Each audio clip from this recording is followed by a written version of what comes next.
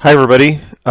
Welcome to week 11, and I can't believe it's November already. The semester is moving along really fast, and I just got to tell you that I'm super pleased with the way this semester is going, and with the way our discussions and our journals are proceeding, because it indicates to me that a lot of you are getting a lot out of the reading. And while I'm on that subject, I think I've reminded you of this several times, but as a survey class, my interest in the readings for this class really is getting you whetting your appetite, I think, for more of the literature.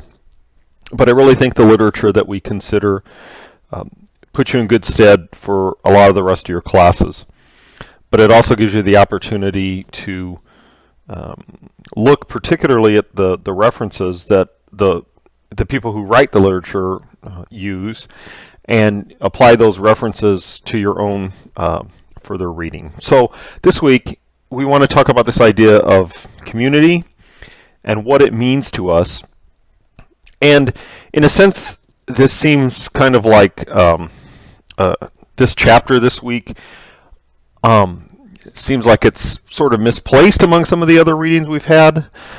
But really, in fact, it isn't. And that's because as public administrators, how we view community and then how we respond to that definition that we individually hold and that we hold as a society, I think, really affects how we respond and how we organize and how we manage at the level of city government, at the level of state and national government, and also at the level of nonprofits. This idea of what does community mean to us, and then once we kind of have a feel for what it means to us, then how does our organization respond? So let's move right into that.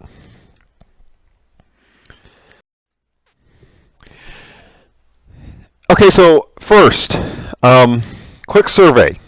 This is kind of a pop quiz. What if I gave you this pop quiz and I said, no notes, I just want you to answer this. And if we were in a classroom setting, this is exactly how I do this. No notes, no looking at your device, your iPhone or whatever, and looking up to look up these answers. But just our class really doesn't represent a cross-section of Americans. Because in fact, I think most of you know these answers, but I think if we had a cross-section of Americans, the results might be different. But so the first question I'd say is, who is the President of the United States? And I think every single one of us would know that it's President Barack Obama. And then I would move on from there to greater levels of granularity. I would ask you, since this is an election year, who are the candidates for President of the United States? And I think no one in the class, again, would have trouble identifying Donald Trump as the Republican candidate and Hillary Clinton as the Democratic candidate. But if I asked who were the candidates for the two third parties, so third and fourth party, maybe some people would have problems identifying Jill Stein as the Green Party candidate and Gary Johnson as the Libertarian candidate, because frankly they don't get that much media attention. And then I would ask you, who are the two U.S. senators from your state? So in Nebraska we have Ben Sasse and Deb Fischer, but could most people name the two U.S. senators from their states? And then a further level of granularity, who is the member of the House of Representatives from your district in your state in which you live? And then, since 2016 is a congressional election year also, who are the candidates for the House of Representatives district in your state, or in your state, in your district in your state? And then I would ask, who's your state's governor, which might actually be easier to identify for a lot of people than their House of Representatives member. But then I would get into even greater levels of detail. Who's your state senator at the state house level, and who's your state district representative? Now, actually, for those of us who live in Nebraska, this is a much easier question since we have a unicameral legislature, only one house. And so we only have one representative, and that person is called a senator. But could you name that person? And even, I didn't include this question, but what's the number of the district in which you live in your state? And then, what's the name of the mayor in the city that you live? Some of you might not even live in an incorporated area, and you don't have a mayor. And then if you do live in a city, in addition to the mayor, who is your representative on the city council? Again, some cities don't have wards or districts. They have at-large elections, but could you name members of your city council? And then how about your school district where you live, which may or may not be analogous to the city?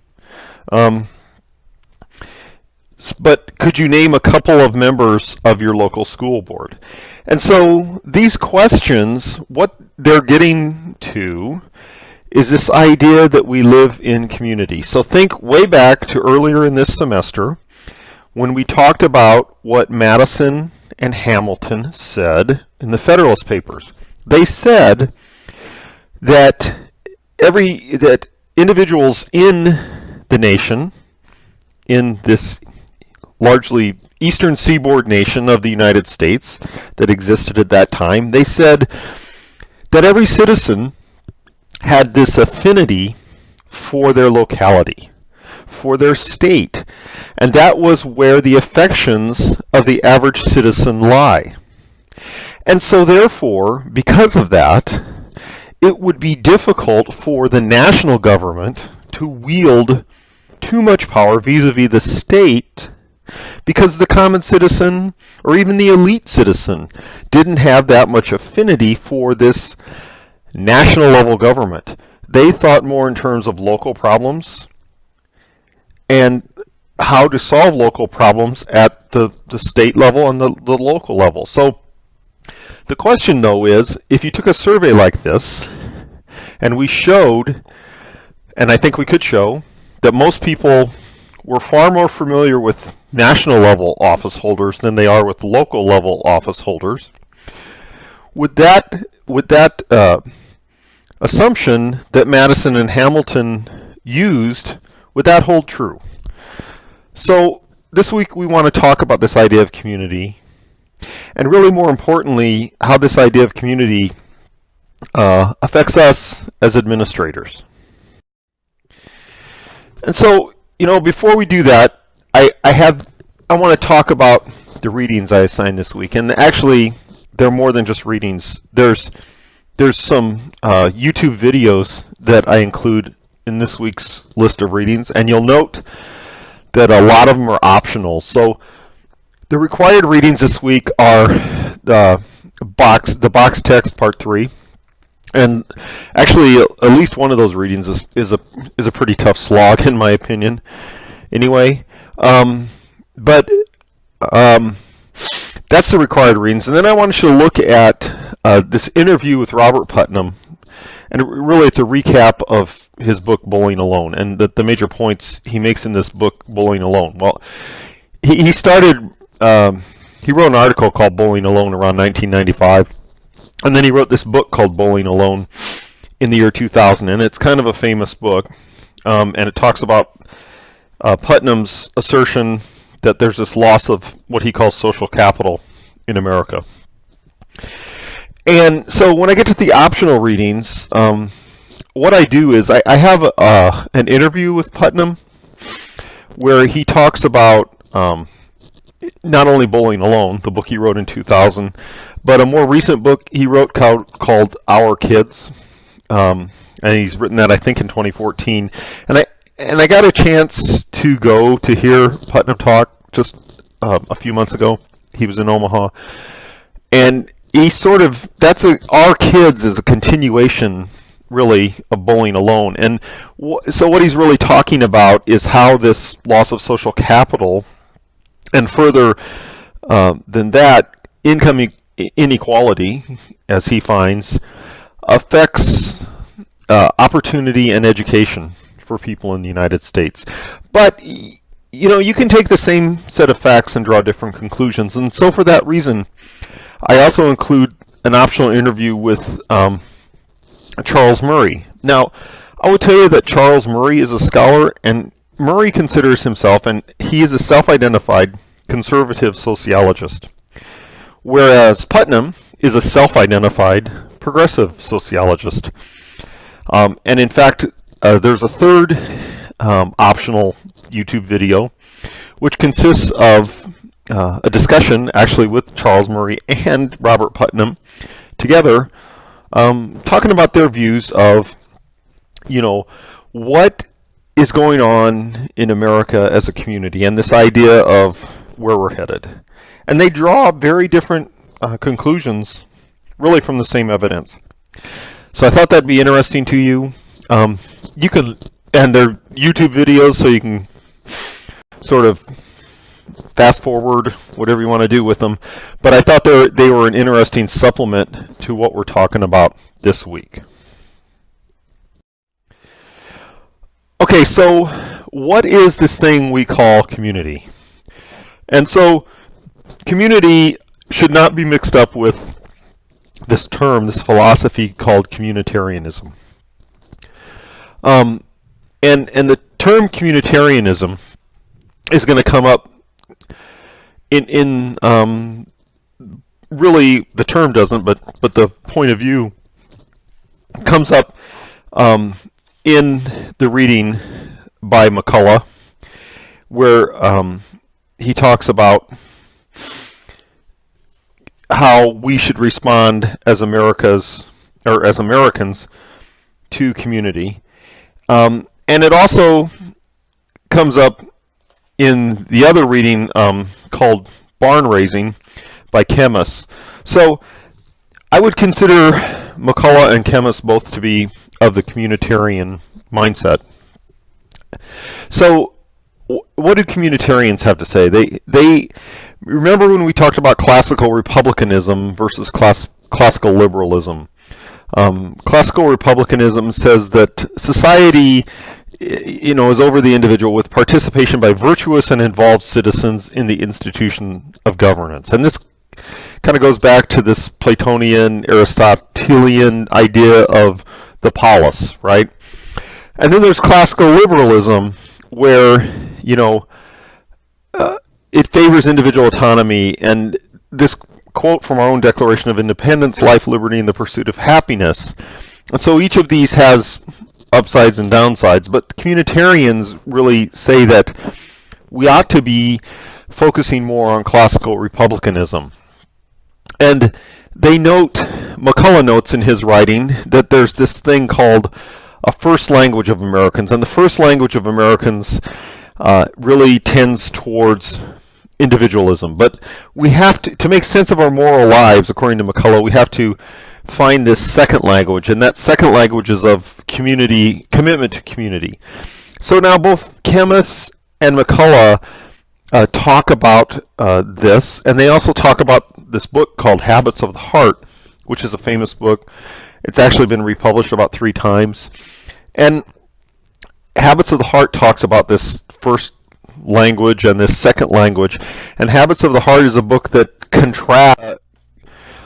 Communitarians would contend that, in our language and in our public speech, we're either adopting sort of a life world or a system world. And a life world reflects our life as it is. A system world reflects officialdom, if you will. So do public officials pacify citizens through the use of jargon, official-sounding jargon, but fail to contribute to community? Or do they respond in a more heartfelt way, in a real way, to citizen concerns? And so communitarians finally challenge the notion of interest group pluralism. Interest group pluralism is sort of this Madisonian idea that, ambition counteracts ambition. And so if I have an interest group that pushes for one particular policy position and you have one that pushes for an opposing view, we balance each other out. Well, the communitarians say that interest group pluralism actually doesn't work very well. Because really what it does is, instead of reflecting the views of members of the community, it simply reflects the views of interest groups. So that's kind of a nutshell view of communitarianism, and maybe not a very good one, but there are a lot of readings that you can refer to when it comes to communitarianism, and I think the readings we start with this week have some references that would allow you to do that. So, what is, again, is our idea of community, is this simply sentimental nostalgia? And if you read the article called Barn Raising by Chemists, he's talking about his childhood in the Montana prairie, and if you've been in eastern Montana, it's the high prairie, and not even that long ago, even 50 or 60 years ago, there was still this sense that if I had to build a barn, if I had to build a new barn on my land, it would be very helpful to have community involvement in the barn raising, and it might even be necessary. And so, have we lost this really, no kidding, real sense of community where that was necessary? It is true. My ancestors actually were sodbusters on the Nebraska prairie, and in that environment where they owned 160 acres of land and a small farm, there was a real need for community to actually help them succeed. And so Chemist is asking this question: have we lost that? And in the process, have we lost this second language? Again, referring to this book, Habits of the Heart. Have we lost this second language of commitment to one another? And what Putnam asks is, have we lost this idea of social capital because, we're not joining as much. We're not joining associations. We're bowling alone, literally, as he talks about. And because of that, have we lost even our most basic obligation, and that's of voting? And that happens to be one of the indicators that Putnam uses in his book,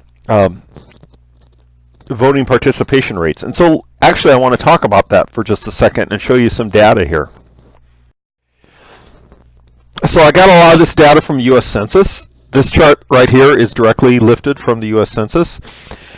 And so if we're looking at community and using voting rates as an indicator of community, this particular chart breaks down voting rates over time for the voting age population. So if you took the voting age population, which is essentially people over 18 years old, and for a long time it was over 21 years old, but people over 18 years old, and you broke those age groups into these age cohorts, as this chart does, you could track the rates from, and this particular chart goes from 1964 to 2012.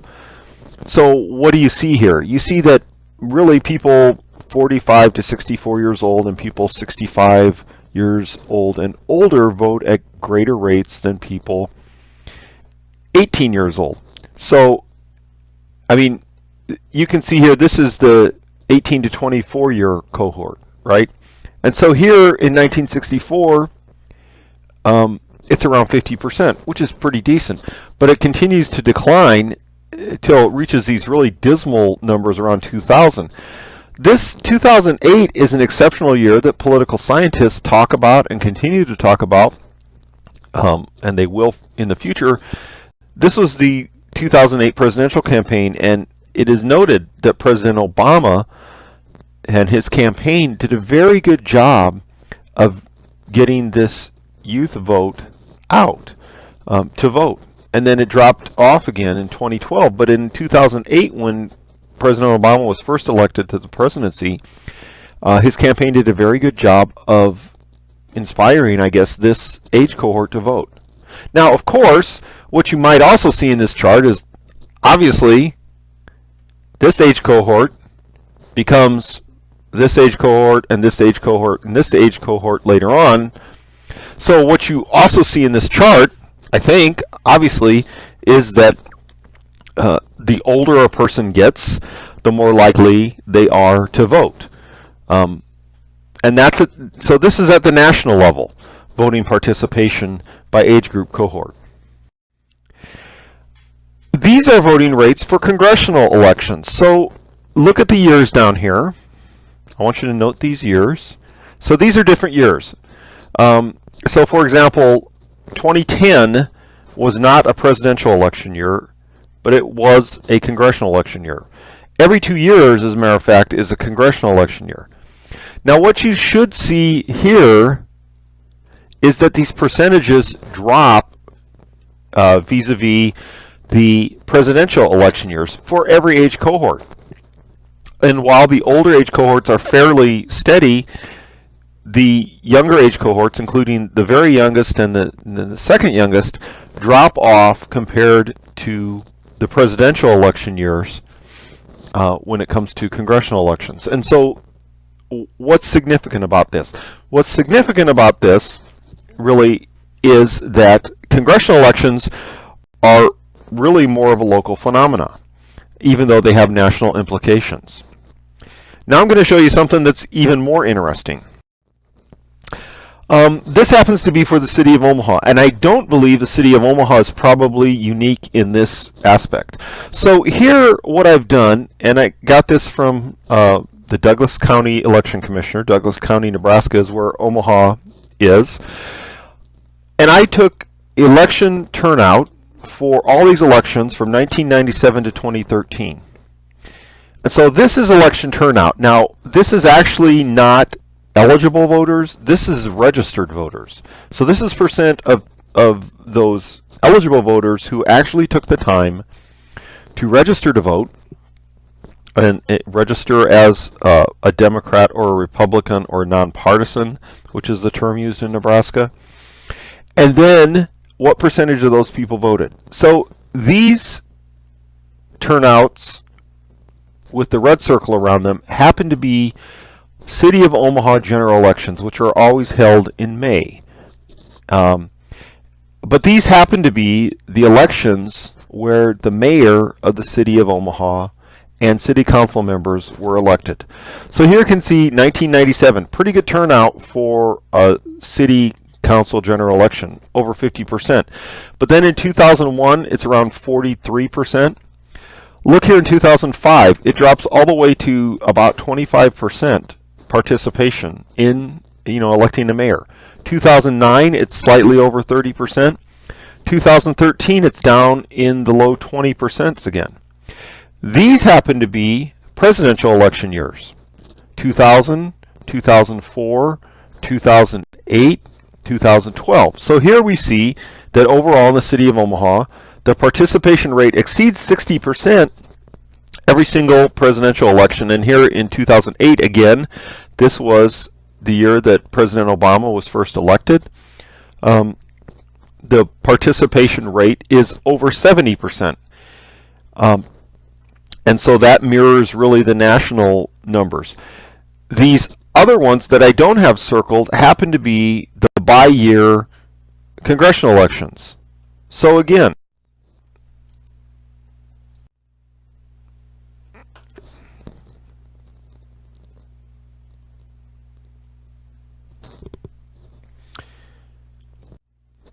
okay, I just skipped a slide there. Sorry about that. So go back and look at that slide, and so really what is that telling us in terms of elections? What it's telling us, really briefly, is that, and I use Omaha as a case study, but again, you can look at data from other cities, and I think you would find this, that local elections, especially if they occur at times that aren't during presidential elections, that local elections are going to have less participation. So what does that tell us about community? Well, so a couple of our readings have referred to this book, Habits of the Heart. And the term Habits of the Heart is actually taken from the famous book by de Tocqueville called Democracy in America. And they purposely took that term, Bella, who and his co-authors who wrote Habits of the Heart, they purposely took this term from de Tocqueville to say that the struggle in America is not democracy versus tyranny. It is and this is their assertion, it is individualism versus civic membership. So just thinking about de Tocqueville for a minute, and you've probably we've all read sort of excerpts from Democracy in America. So what's important about de Tocqueville writing in the 1830s on his trip through America, and he wrote Democracy in America, based on his journey through America at that time. He was writing to a French audience, and he wrote his book in French, and it was later translated into English. And when he said democracy in America, democracy was not really a positive term. You remember that even the founders had some fear of democracy, which by some lights was considered mob rule. And so the Constitution itself was structured to really limit the effects of pure democracy. And so we know the Constitution as written had a Senate that was elected essentially selected really by state legislatures. And so in a sense, you might think of that as an aristocracy. And we had a president who was indirectly elected by the states through this device of the Electoral College. And so the president really wasn't, in the original Constitution, directly elected.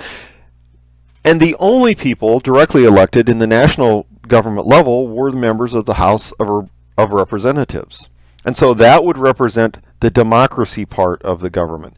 And so de Tocqueville, when he was writing back to France, he was saying to France, which really was this aristocratic country, even post French Revolution, France remained an aristocracy to a large degree. And he was writing back to France and saying, hey, look, countrymen, democracy can actually work. And the living proof that democracy can work is America. And so what de Tocqueville was balancing out was the American spirit of individualism versus the American spirit of community. And that's what Bella and his fellow authors in Habits of the Heart are talking about. So what do they note in this book? They note also, along with Putnam, to some extent, not a lot, but to some extent, they note this decline in social capital. So this decline in the public spirit noted by de Tocqueville toward a spirit of individualism. They note the influence of what they call the neo-capitalist perspective, that capitalism has been responsible for all the gains in American society, but that masks some of the contributions of government programs such as Medicare, which really contributed to the health of all those over 65, and it really did improve the health of people over 65. And they note an unwillingness to own up to class differences.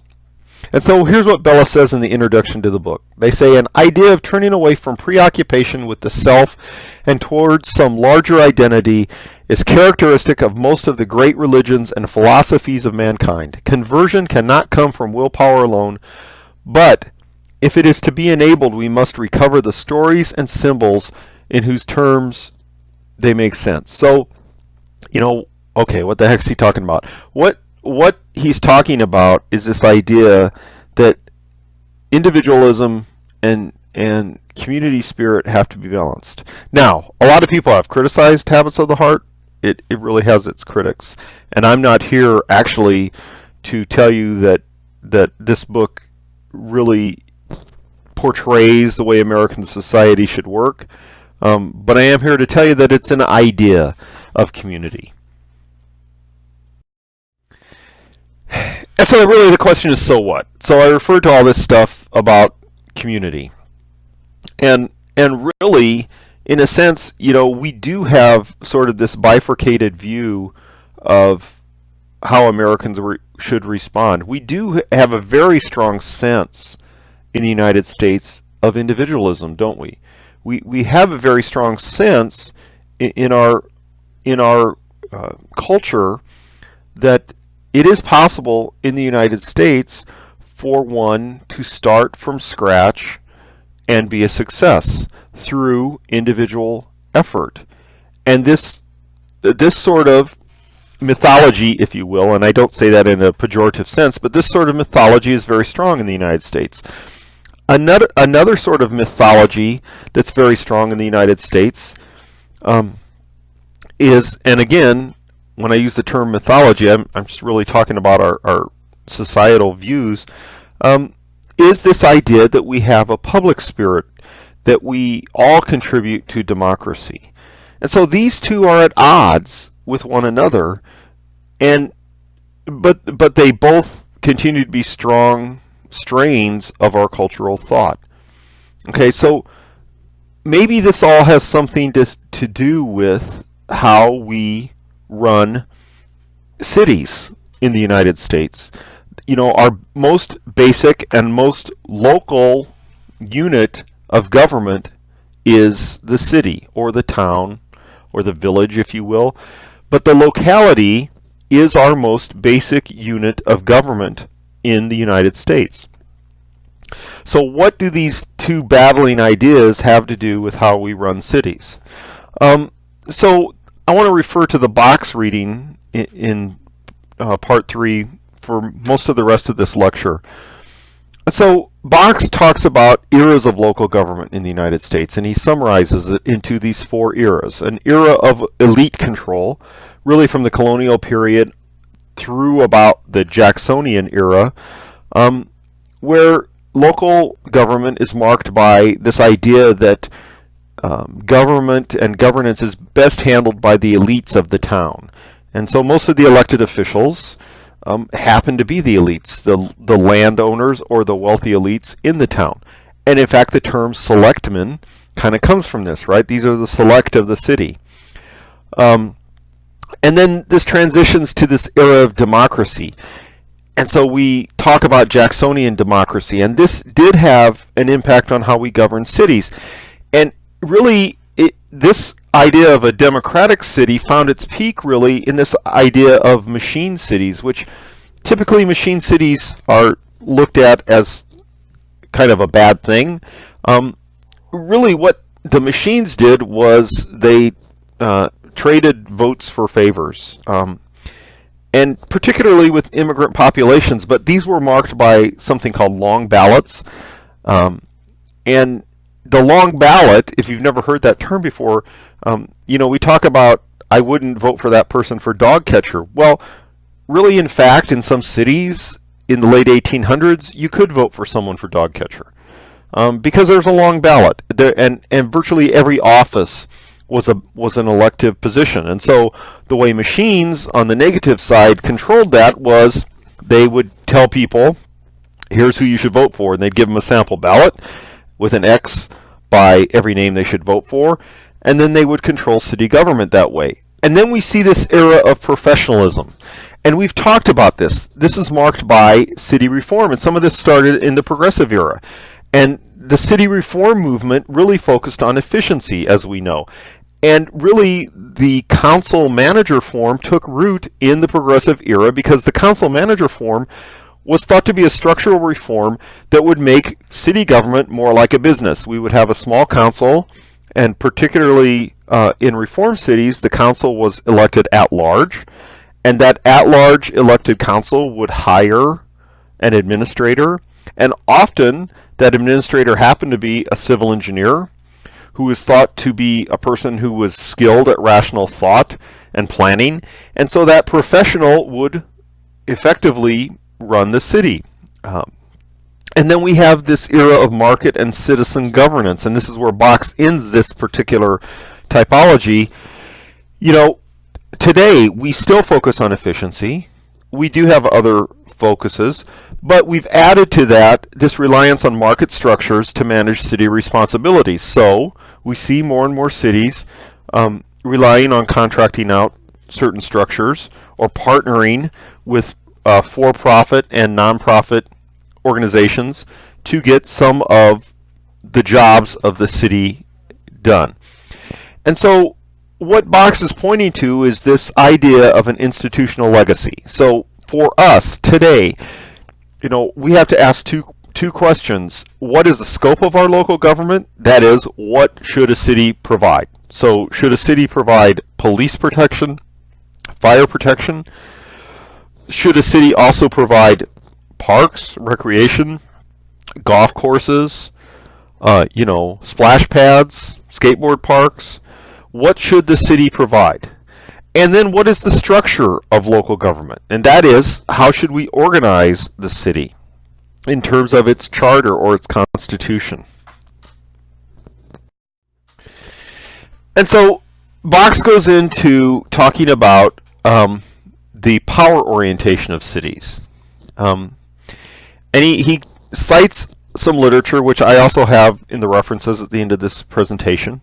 He talks about Peterson.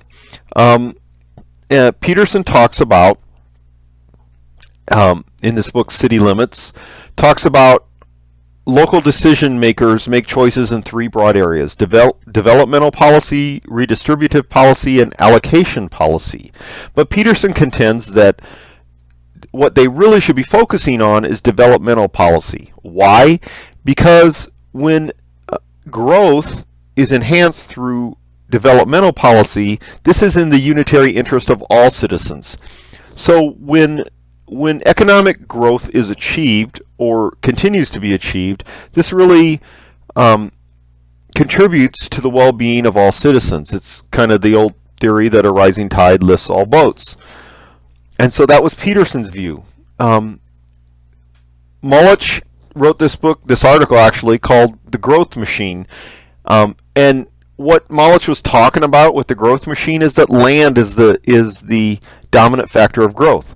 And so all citizens, again, and this is akin to Peterson, they want the benefits of growth. Now, how do we achieve growth? By developing land.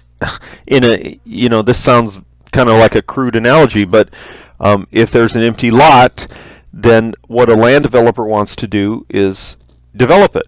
The land developer wants to put retail or restaurants or bars or office parks on that land or shopping mall in order to earn rents. And that ends up developing a better tax base and contributes, and all people in the city reap benefits from this.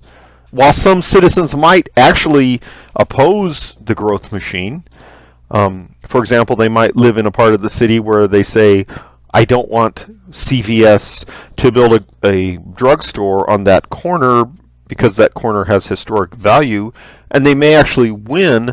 Overall, what Mullich is contending is that citizens don't win against the developers. And so then there's this book by Williams and Adrian called Four Cities, and they talk about four different kinds of cities, and along with the literature by Stone, who also talks about four different kinds of cities, we can get to the point of saying, hey, this is what cities may or may not pursue. These are models of how cities respond. So the four cities to Williams and Adrian were promotion cities, amenity cities, caretaker cities, and arbiter cities. And Stone talked about regimes of city governance. He talked about a maintenance regime, a development regime, a middle-class progressive regime, and a lower-class opportunity expansion regime. And so what are we talking about? Well, a promotion city seeks to enhance economic growth through speculation and civic booster efforts. So where would you see an example of this? One example that's kind of controversial but talked about in the United States is the building of arenas, sports arenas. And so we know, and there's a lot of literature on this, that NFL franchises, Major League Baseball franchises, National Basketball Association franchises work with cities to have stadiums built. And very often, it's really the taxpayers who are building these stadiums. But what's the upside of that? What do people in the city see as the upside of that? They see it as promotion of their city, right? So if you have a baseball team, the Kansas City Royals, in your city, it is actually thought to be beneficial to your city, even though it might not bring direct tax benefit to your cities. And in fact, in a lot of cases, the building of arenas and stadiums, those structures are specifically exempted from taxes, but it promotes the city and adds to further economic growth. That's the idea. And so amenity cities, what do? Well, they seek to improve the city itself as a living space for current residents. A caretaker city may be a city where people wish to keep the tax burden low on themselves by providing only the most basic services. And so a caretaker city would not want to pursue a policy of deterioration. They don't want their sewer system and their street system to degrade, but at the same time, they don't want to increase economic growth, if you will, through economic speculation. And arbiter cities may be a city where politicians have to seek to pursue political responsiveness because there's a number of pluralistic groups in the city vying for attention and power. And so what did all these have to do with us?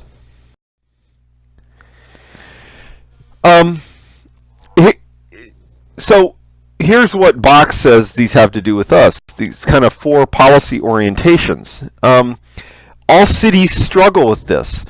The idea that should a city be accessible and open versus excluding or closed. That is, the degree to which citizens can take part in governance compared to the pluralistic or elite members. The idea of the community as a marketplace versus the community as a living space.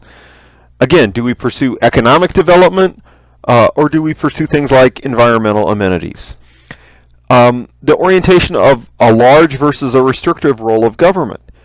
And so does the city actually involve itself in a lot of areas, or does it only involve itself in basic and essential services? And the idea of acceptance of professionalism versus resistance to professionalism. So to what extent does the city want professional governance, if you will, versus, and I don't say this in a pejorative sense again, amateur governance of elected officials? And so these are the policy orientations that cities struggle with.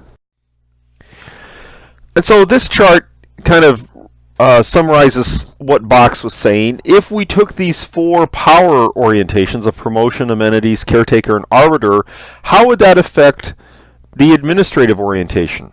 And I actually throw this chart in here for a pragmatic reason, and that is that, if you're a person looking for a job as a city administrator or a budget director of a city or a fire chief of a city, for example, you might actually be interested in what the orientation of the city is. You might be interested in trying to figure that out.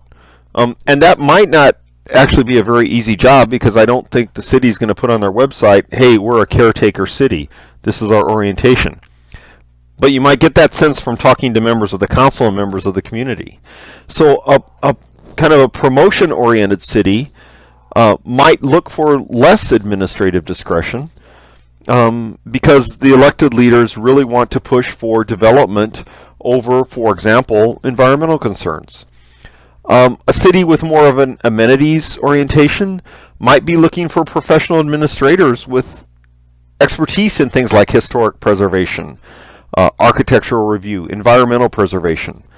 A city with more of a caretaker orientation might be really looking for administrators really with limited discretion, but they might actually be looking for people who are experts in things like budgets, and particularly how to make budgets less costly. And if you had a city with more of an arbiter orientation, you might be looking for administrators who are really skilled with interpersonal relationships and negotiating skills. So in fact, the orientation of the city really does affect the kinds of administrators they might hire. And I can tell you this, and some of you know this, the typical tenure of a city manager in a council manager form of government in the United States is somewhere between 5 and 6 years. And this actually might be reflective of how orientations change over time. You know, a particular council who hired a city manager might have one orientation, but there might be an election 3 or 4 years later, and that orientation shifts or changes. And so that particular manager might not fit in with that new orientation. And so this really is actually, from a pragmatic sense, something that affects people's employment and livelihood. Okay, so as always, where the heck does that leave us? I mean, you know, we read all this literature and we have to say, so what? That is the, that's the overriding academic question. So what? Do cities respond to only one model as presented by Box? So I showed you those 4 power orientations. Are those, can we draw borders around those orientations and say that a city really is oriented this way? Or, is it more like a Myers-Briggs profile of a human, of one person? Are they kind of stronger in one area, 60% here, 30% there? Is there a spectrum of citizen engagement versus elite engagement in cities? And so, in my hometown of Omaha, where I grew up and lived part of my life in, there are community movers and shakers, and you can see their names all over buildings all over Omaha. But there's also citizen engagement. And so, is there a spectrum of citizen engagement versus elite engagement? And do citizens select a place to live based on orientation? I mean, and do they even do that subconsciously? There's this famous piece by a scholar named Thibault, written way back in 1956. And what Thibault asserted was that people selected to live in cities based on their tax structure and based on their amenities. And then finally, how do administrators respond? And so for the discussion this week, here's what I'm asking you to do. I'm asking you to pick a city that you're familiar with. I mean, Omaha, Lincoln, your own hometown, or some current residency, or some other city that you know of. And describe a policy orientation of that city, and talk about how the leadership of the city has tried to build a community. So reflect on what you think might be the administrative orientation of the city, or the policy orientation of the city, and then refer to the literature. And you might also want to be taking a look at the city's website or their other virtual presence to see if your impressions of the city line up with what the city thinks of itself. And so I'm looking forward to that kind of discussion, because I think this idea of community is not just some nebulous concept ultimately, but it is something that actually affects us as administrators, and how we respond to what's going on in the city in which we live. And so finally, here's the references for this week. And again, I always do this to remind you that there is a vast literature out there, and we are only scratching the surface. So I'm looking forward to your comments this week on the discussion board and your interaction with each other. Thanks a lot.